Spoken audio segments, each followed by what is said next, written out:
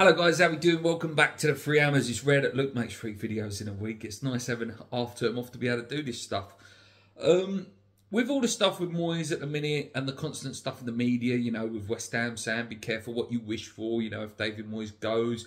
And if you look in the comments of most of those TalkSport videos that have been put out there, all the like Sky Sports videos on Twitter and stuff like that, that talk and have West Ham fans discussing Moyes leaving. Under the comments, there's rival fans that saying, I hope West Ham get relegated.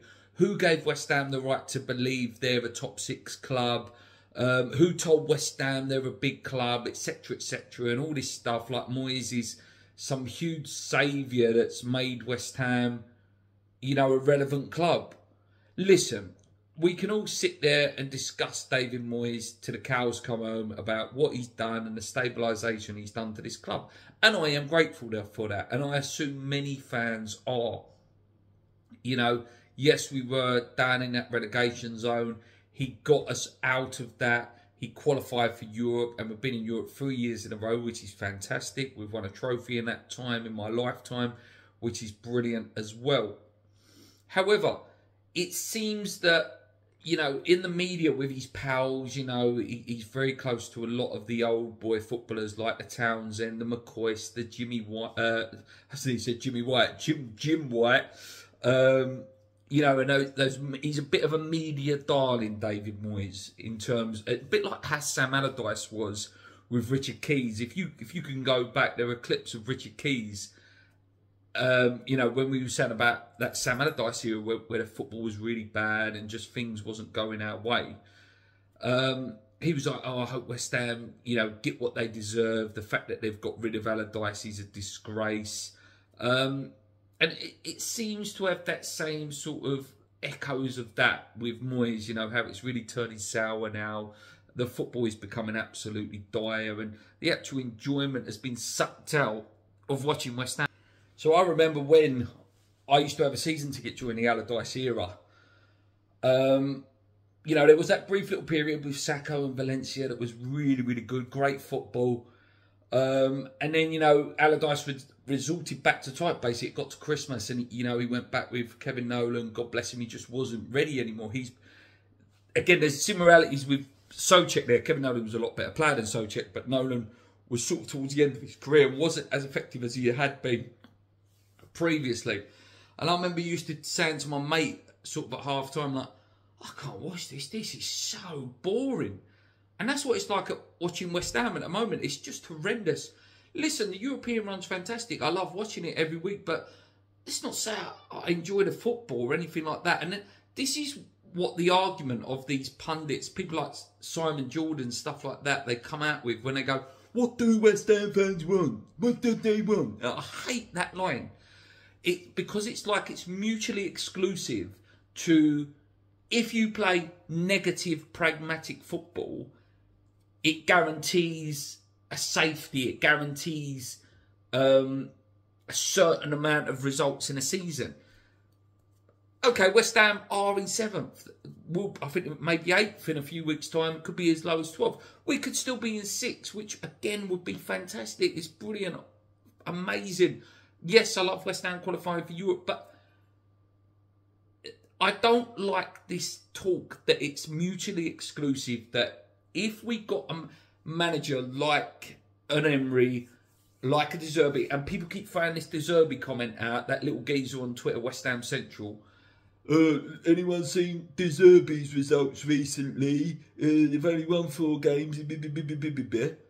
Yeah, but they're developing something. They've got rid of a lot of players, and you know they constantly sell their best player every year. But there's always this transition of good football, and they've had good, you know, good spells, but they've gone up, they're down, they've occasionally, you know, flirt around in European places. And by all respects, West Ham spent more money than them. You know, we've got players like Paquetá, Kudus, Bowen, list them all, you know.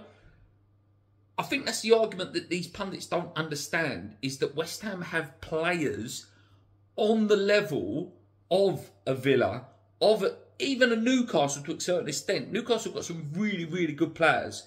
Isak is sensational. Bruno Guimaraes, great players. But West Ham have players that can match them man for man, and we can't play football. We have good enough players that can play football and still be successful. That's what I think they don't understand, is this. Oh, if West Ham play good football, they want this beautiful football, they want this magical football, they want the West Ham way that's always thrown at us. That all of a sudden results go out the window, I hope you get relegated, blah, blah, blah, blah, blah.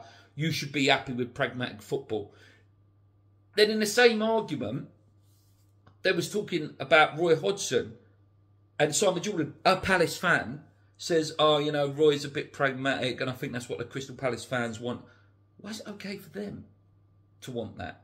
Would any other team in the Premier League that are up where West Ham should be, West Ham should be in the top 8, would anyone above us take David Moyes? Would anyone around just below us take David Moyes? I very much doubt it. He's done tactically. He's very good at stabilisation, but this negative football is done. But again, on the radio today, they threw the comment out about Jose Mourinho and Antonio Conte, about how Tottenham fans weren't happy with the style of play and they got him out. Was it okay for them? What, because they're a big 6 club that haven't won anything for years?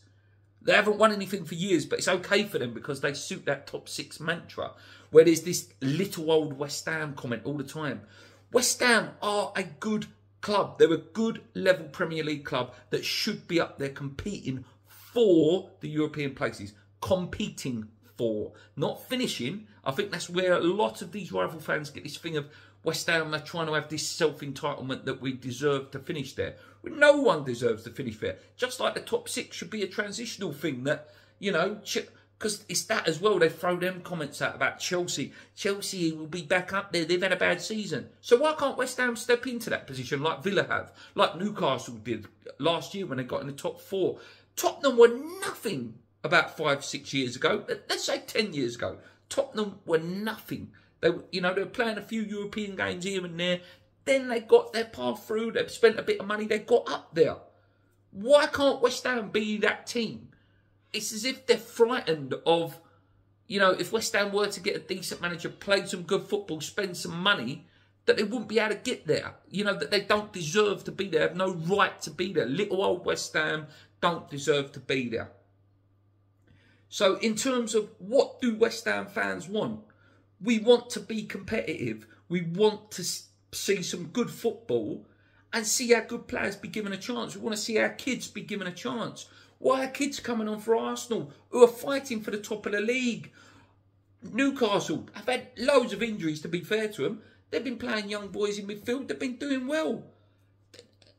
But because David Moyes is pragmatic, he's won you a European trophy.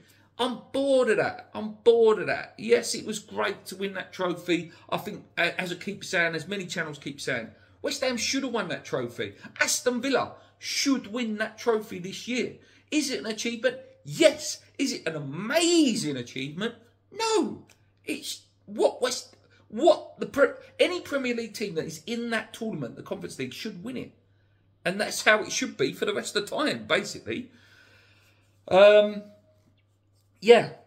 What do I want? What do I want as a West Ham fan? I want us to buy, you know, good players and use them the way they're meant to be used. I want to see a team that's coached properly. You know, that has patterns of play, that has ideas, that doesn't set up not to lose, that sets up to win. Rio Ferdinand, another one. He's all right coming out, Mr. Big Balls, isn't he? Saying, what do West Ham fans want? What do West Ham fans want? Mate, you're the first one when David Moyes come in there said your biggest criticism was that David Moyes come in and said, how can we stop Chelsea playing? That Man United shouldn't play like this, and that's when he lost the dressing room. So why are West Ham fans not allowed to think like that? We're not as big as Manchester United. We never will be as big as Manchester United. But why are we not allowed to dream to be there? And then when people come out with... There was one guy the other day saying about Leicester, saying, oh, yeah, but that was an anomaly of a season. Yeah, it was.